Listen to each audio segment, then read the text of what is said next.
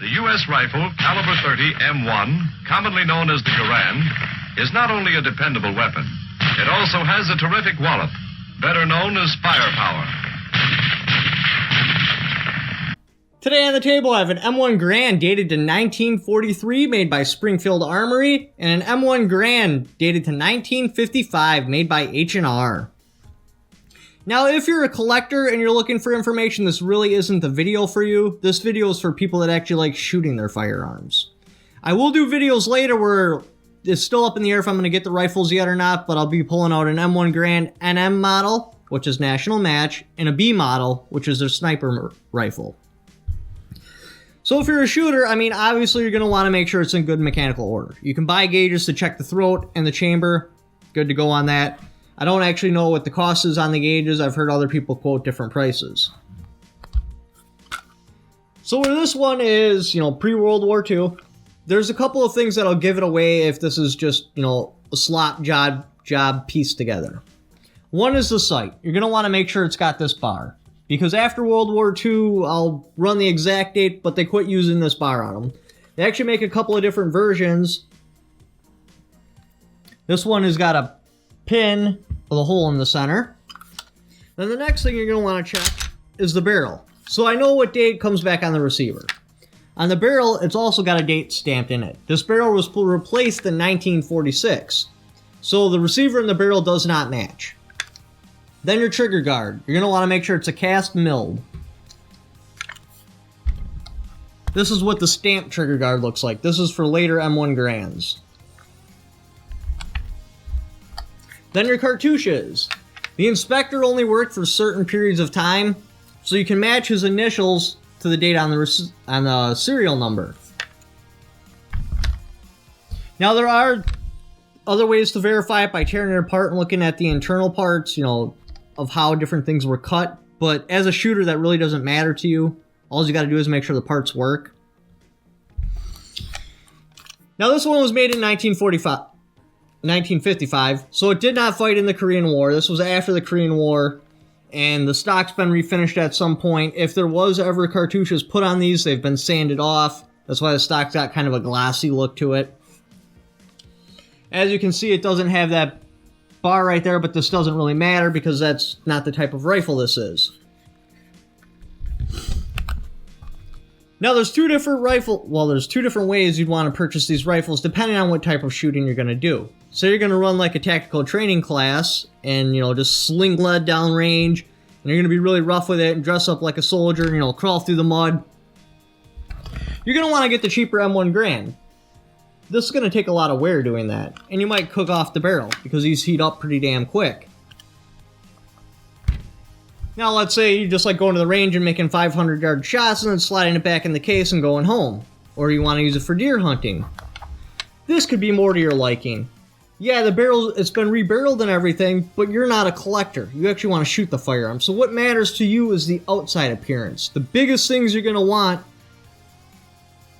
is the cast trigger guard that's been milled, the sight with the bar on it, and the proper cartouche. And then, just make sure it's in working order. Obviously, if you're a collector, you're going to want to go into it way deeper than that, but I strongly don't recommend buying these as a collector item unless you can find somebody that really knows what they're talking about to show you which one to get. Because all these parts are mix-matched, and they don't stamp them with serial numbers like on a German Luger or something where you can just look at the part and be like, oh yeah, this is the right one, or no, it's not. You gotta look at something called draw dates. It gets very confusing. The point is, if you're actually going to collect it, make sure you have somebody that's very educated to help you pick out which one is closest to original. And even then, even if they give you the okay, you still might not be getting what you're looking for or have something of high value. Now, the next thing you got to be concerned about, obviously, is the price. Something like this, after the Korean War, there's no way this fought in any conflict except for maybe Vietnam. You're going to want to get this for cheap. The stock's been redone. You can tell it's been sanded down a lot because the butt plate's much fatter than the stock. You're going to want to pay less than $1,100 for this. Obviously, the cheaper the better. Gun Broker is a great place to pick them up. Now, let's say you see something like this in the store. You know, it's got the correct cartouche, correct rear sight, everything seems to be okay, right trigger guard. If they're asking like $2,000 for this, just pass it by. You're going to want to get this for like $1,500 or less. Now when we're talking about like B models and NM models, that's a different story. But these just standard run-of-the-mill M1 Grands, yeah, they stopped importation on them, which is eventually going to jack the price up. They're very affordable. Now why else would you want to pick up one of these? Why not just an AR-15 to shoot? Well, one, this is awesome. Like, this stopped the Nazi, well, I shouldn't say invasion. We invaded the Nazis with this rifle. It shoots a 30-06 battle rifle, or 30-06 full-length cartridge, which is nothing to kid around about. That's got a lot of knockdown power.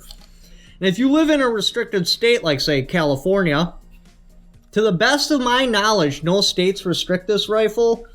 And say you got a featureless AR-15, or you shoot your 10 rounds, now you got to break it open, then you got to load it, and then you got to close it back up.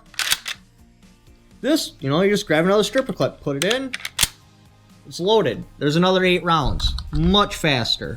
Not to mention it's a much more capable cartridge. Yeah, this thing's a tank. This one's about 2 ounces less.